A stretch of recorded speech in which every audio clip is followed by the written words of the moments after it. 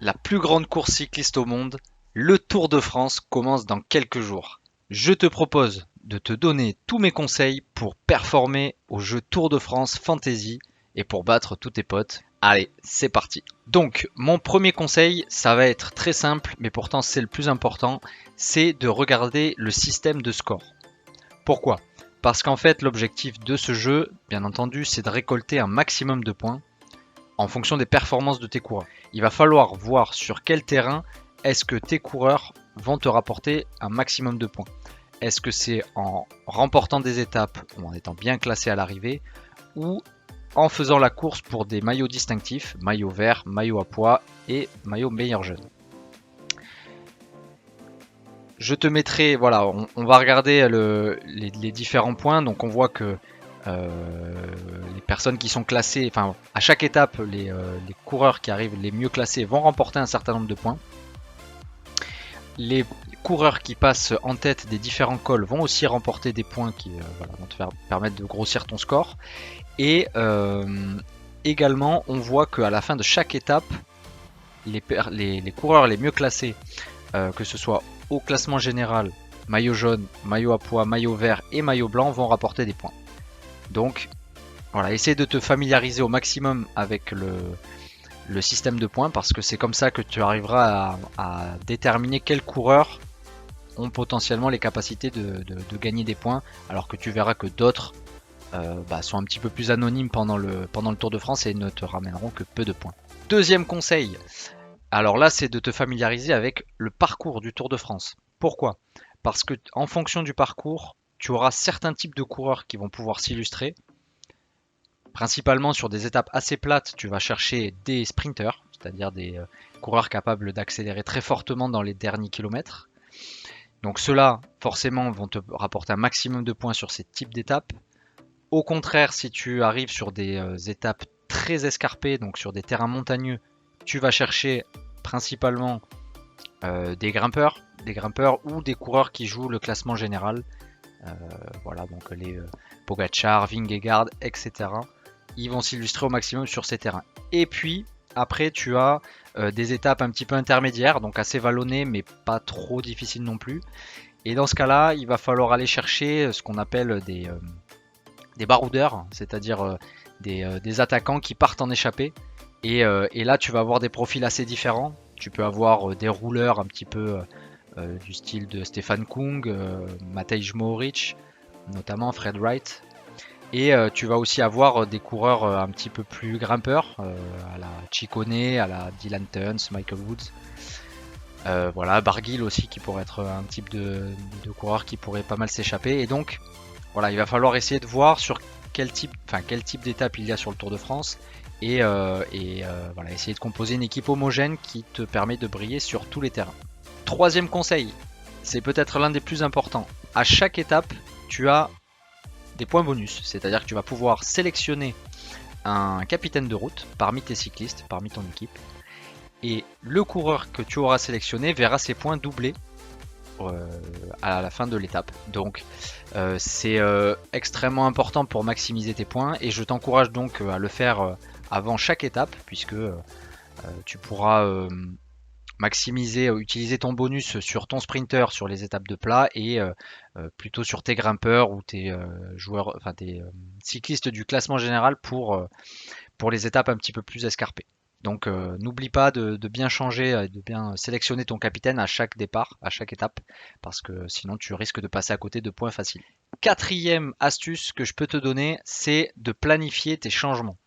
Dans le jeu, tu as droit, je crois, à 8 changements, il me semble, c'est-à-dire que tu vas pouvoir remplacer des coureurs, soit parce qu'ils ont abandonné ou parce que tu considères qu'ils ne te rapportent pas assez de points. Mais chaque remplacement va te coûter un certain nombre d'étoiles. Tu en as 400, je crois, à disposition. Et voilà, donc ce qui te permettra de faire 8 transferts. Donc c'est à utiliser à bon escient. Et ce que je te conseille, c'est d'essayer déjà de savoir à peu près à quelle étape tu vas remplacer une partie de tes coureurs. Moi de mon côté, je vous l'expliquerai peut-être dans une autre vidéo, mais je considère que je vais partir avec des coureurs un petit peu plus puncher et sprinter au début.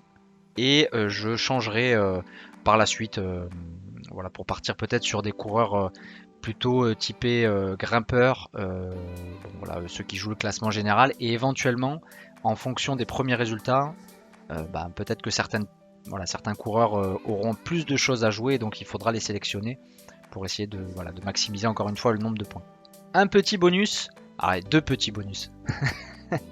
Premier bonus que je peux vous donner, c'est de sélectionner des jeunes, des coureurs qui concourent dans le classement du meilleur jeune, c'est-à-dire qu'ils ont moins de 25 ans. Pogacar par exemple en fait partie. Vous pouvez regarder sur le site du Tour de France ou sur des sites comme Pro Cycling Stats, vous allez pouvoir trouver. Pourquoi? Parce que ces coureurs-là vont pouvoir concourir dans tous les classements, hein, classement général, classement du meilleur sprinter, hein, maillot vert, meilleur grimpeur, maillot à poids, mais ils ont aussi un autre classement qui leur est dédié et qui correspond au maillot blanc, ce qu'on appelle donc le classement du meilleur jeune. Et donc c'est un classement annexe, mais qui va permettre de rapporter des points à chaque étape, puisque les mieux classés de ce classement, donc les 10 ou 15 mieux classés, vont voir à chaque fois un certain nombre de points bonus qui leur seront attribués. Donc voilà, essayez de regarder. Alors il faut pas forcément chercher que ces joueurs, que ces coureurs là, mais si tu trouves des coureurs qui t'intéressent et qui en plus ont moins de 25 ans, bah c'est voilà, c'est un petit bonus qui peut te rapporter des points. Et enfin, dernier petit bonus, c'est on va dire les changements qui seront à opérer entre la 20e et la 21e étape, qui sera la dernière étape, et notamment sur un aspect, c'est le trophée du super combatif.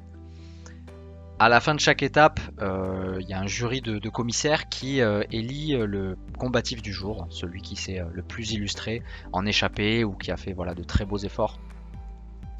Et donc voilà, à chaque étape, il y a je crois 30 points qui sont attribués dans le jeu fantasy.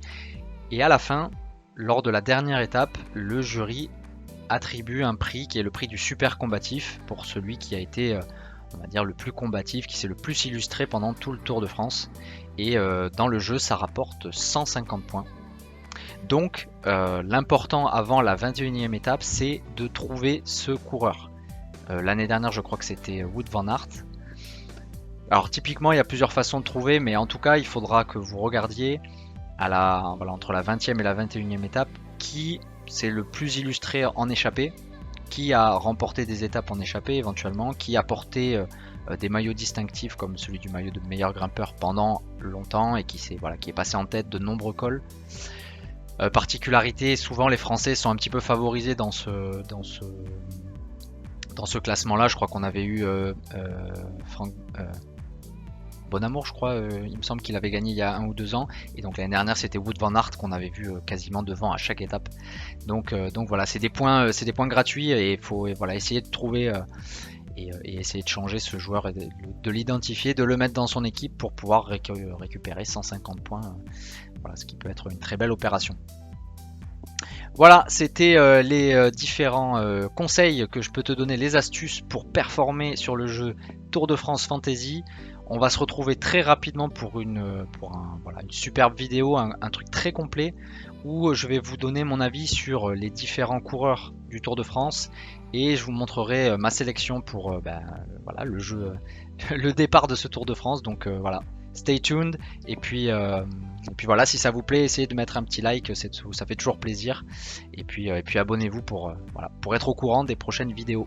Allez, c'était French Fantasy et je vous dis à très vite.